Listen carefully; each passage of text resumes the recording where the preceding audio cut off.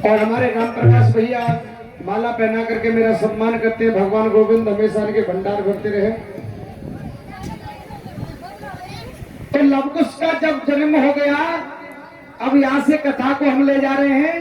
ये कथा चल रही थी सूर्यवंश की। महाराज परीक्षित जी, एक कथा कहाँ की चल रही? सूर्यवंश। अब चलते हैं हम चंद्रवंश में। श्री सुखदेव कहते हैं, राजन परीक्षित, अब आप मथुरा के राजा कंस के जन्म के बारे में हमें बताएं। जो चंद्रवंश की कथा है, इस वंश में दो राजा हुए। कौन से वंश में? चंद्रवंश में दो राजा हुए, और जिनके एक राजा का नाम सूरसेन और दूसरे राजा का नाम उग्रसेन।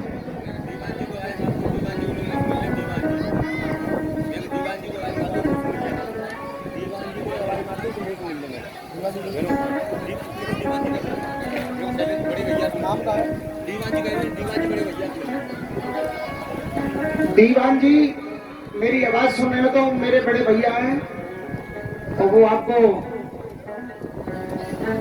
यहाँ पर बुलाना चाहते हैं। हमारे दीवान जी जो मेरे बड़े भैया हैं, शैलेश जी, शैलेश यादव जी। दीवान जी जाकर भी मेरी आवाज सुन रहे हो तो कृपा करके यहाँ पर भैया से, भैया कुछ बात करना चाह रहे हैं आपसे।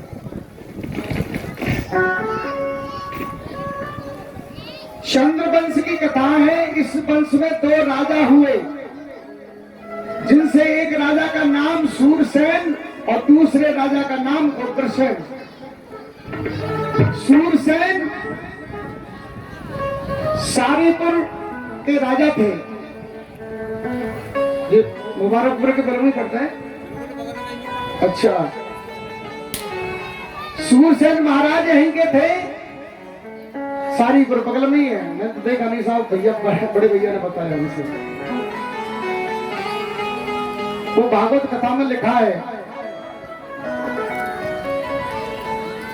सूरसेन महाराज सारीपुर के राजा थे, जो आज बटेश्वर के पास है।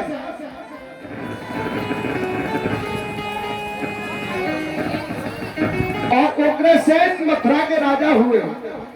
एक बार की बात है कि उग्रसेन की पत्नी सखियों के साथ अपने बाग में घूम रही थी। तभी भयंकर तूफान आया।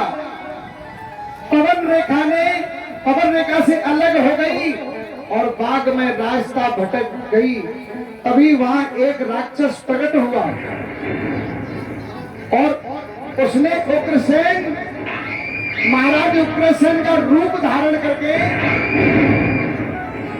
और रानी की तरफ आगे बढ़ा। श्री सुखदेव जी कहते हैं, राजन परीक्षित, जब रानी ने उग्रसेन के रूप में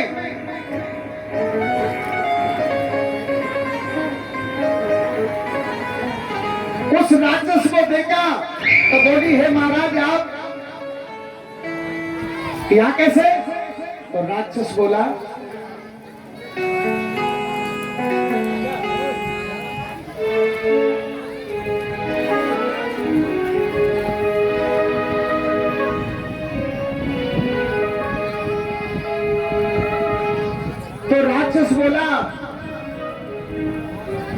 रानी लेकिन आप यहाँ क्या कर रही हो?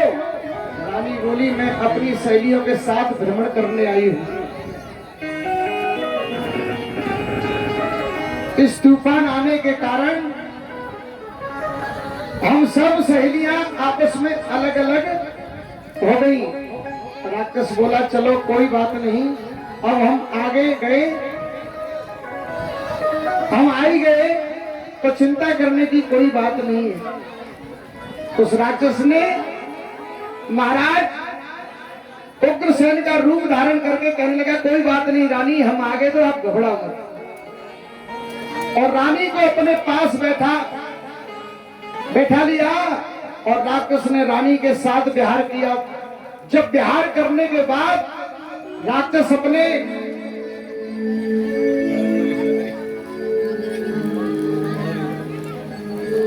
और हमारे शिवराम यादव जी माला पहना करके हमारा सम्मान जो करके गए हैं भैया, भगवान इनका हमेशा कारोबार अच्छा रखे, तरक्की पर जाए। जब उस राक्षस ने प्यार किया रानी के साथ, अपने भेष आया, उसने अपना भेष बदला, तो जैसे ही रानी बड़ी चिंता में पड़ गई और दुखी होकर बैठकर रोने लगी। हे दुष्ट नीच पापी, तूने मेरे साथ छल किया है।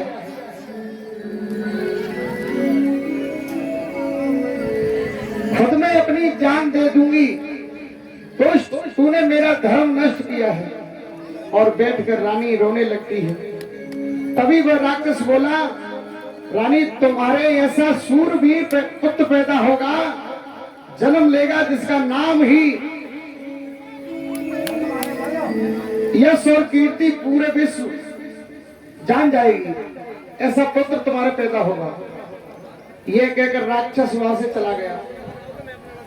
रानी रोती बिलखती हुई अपने महलों में चली। सुखदेव जी बोले, हे राजन परिचय, धीरे धीरे जब समय व्यतीत हुआ तो रानी के गर्भ से एक बच्चा पैदा हुआ। महलों में धूमधाम से उत्सव मनाया जाता है और राजा उग्रसेन पुत्र की खुशी में अपनी प्रजा को धन दौलत लुटाने लगे। सखियां मंगलचार करने लगी। श्रोता हो, जब उग्रसेन ने ब्राह्मणों को बुलाया और पुत्र का नामकरण संस्कार किया, पुत्र के जीवन के बारे में पूछा तो ब्राह्मण बोले, हे महाराज, आपका यह पुत्र पराक्रमी निकलेगा, लेकिन यह अपने कुल का नाश करेगा। ब्राह्मण कह रहे कि ऐसा पुत्र पैदा होगा जो पूरे कुल का नाश करेगा और महाराज आपको जेल में डालेगा। ऐसा पुत्र तुम्हारा पैदा होगा।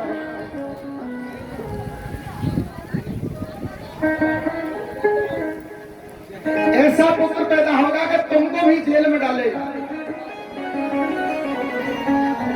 और महाराज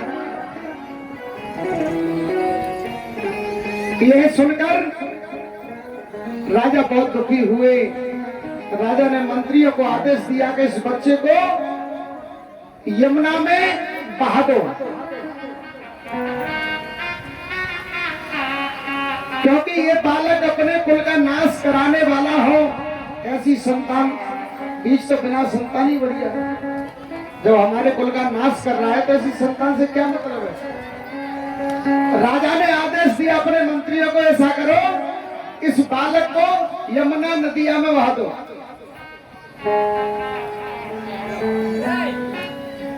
श्री सुखदेव जी बोले, और हमारे रामवीर सिंह जी नगला भाऊ वाले मुझे माला पहना करके मेरा सम्मान किया है। भगवान गोविंद हमेशा